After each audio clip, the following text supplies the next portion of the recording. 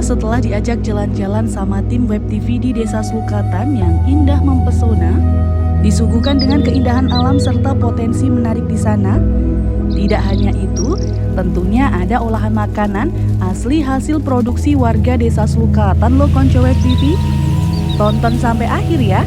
Jangan lupa like, komen, share video ini serta subscribe dan nyalakan juga tanda loncengnya biar konco nggak ketinggalan video-video menarik lainnya.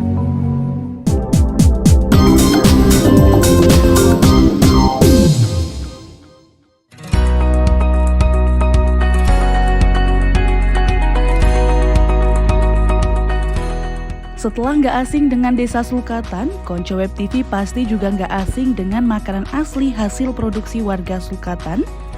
Di antaranya ada grubi dan cingkluk. Pasti konco Web TV tahu kan ya?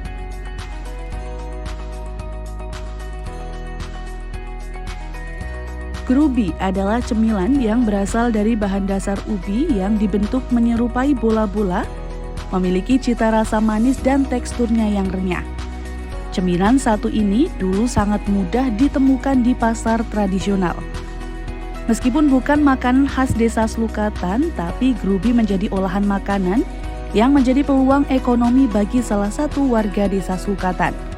Dwi Santo, salah satu warga Slukatan yang memproduksi cemilan grubi, dalam satu hari produksi rumahan cemilan grubi ini bisa mencapai 50 hingga 100 plastik mika ukuran 500 gram yang berisi 42 bola-bola ubi loh konco.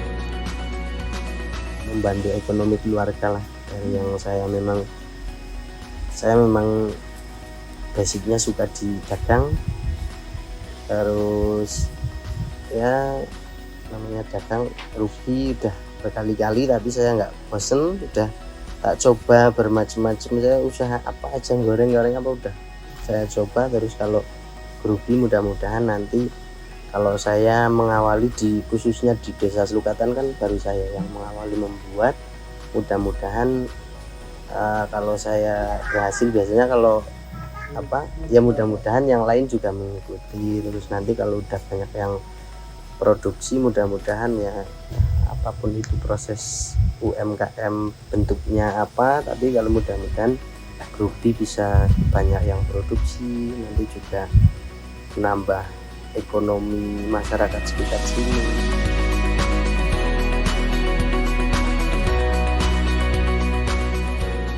Kalau sehari itu kurang lebih sekitar 50 sampai 60 lah, karena keterbatasan tungku, terus kita masih tahap belajar, terus yang kerja juga masih keluarga antara saya, istri, terus ada yang maksudnya orang dari luar yang ikut kerja sampai kita baru beberapa. Jadi kapasitas masih sekitar 50 sampai 60. Mungkin kalau sampai malam bisa sampai 100 lah. 100 mika.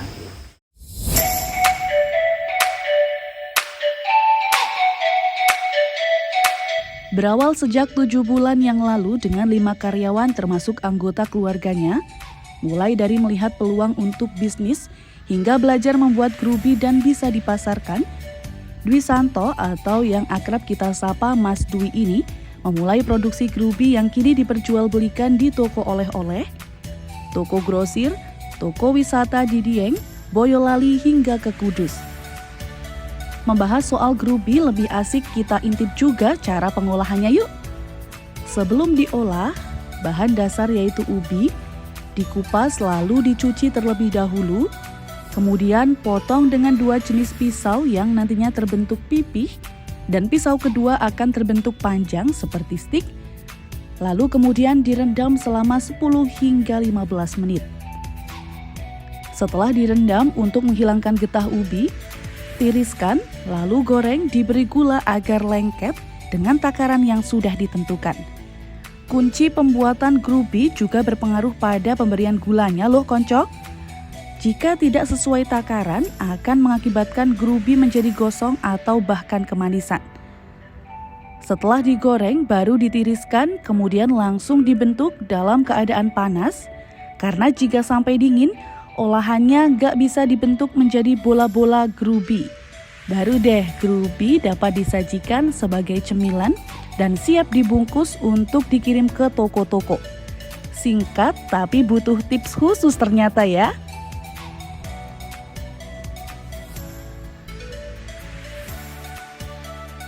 Nah, tunggu dulu, gak cuma grubi yang menjadi olahan rumahan asli Desa Slukatan, cingklung juga jadi produk cemilan yang diproduksi di sana loh.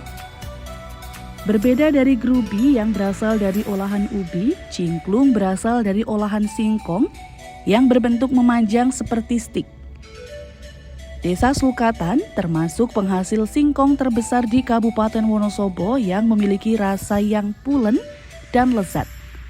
Oleh karena itu, masyarakat Desa Slukatan mengembangkan produk olahan dengan nama cingklung. Berkembang menjadi sentra penghasil makanan khas Wonosobo yang telah dikenal hingga mancanegara, dalam satu dusun terdapat 15 tempat produksi cemilan cingklung.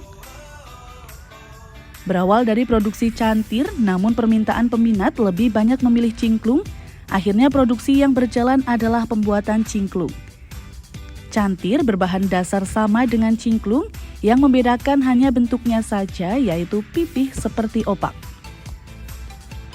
Berjalan sudah 30 tahun, awalnya pemasaran cingklung hanya di Wonosobo, kemudian sekarang sudah merambah ke Semarang, Jakarta, Surabaya, hingga luar Jawa, yaitu Kalimantan.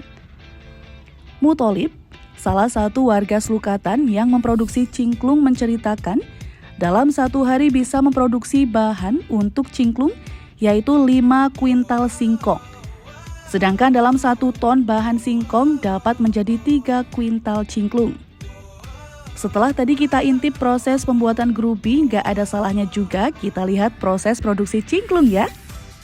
Sebelum diolah, bahan dasar yaitu singkong dikupas lalu dicuci terlebih dahulu. Kemudian singkong digiling dan dicetak. Kemudian dikukus, setelahnya direndam selama 5 hari. Jika sudah dicuci, potong dengan 2 jenis pisau yang nantinya terbentuk pipih dan pisau kedua yang terbentuk panjang seperti stik, lalu kemudian dijemur hingga kering. Jadilah cingklung siap dikemas dan dipasarkan. Nah, gimana konco? Jadi tertarik ya nyobain cingklung dan grubi asli buatan warga Desa Slukatan? Cemilan yang cocok kita santap bersama teh, kopi, atau minuman lainnya. Ngomongin tentang kopi, Desa Slukatan juga punya loh produk kopi yang akan kita bahas nantinya. Subscribe dan nyalain dulu deh tanda loncengnya, biar nggak ketinggalan program lainnya edisi Desa Slukatan ini. Sampai jumpa!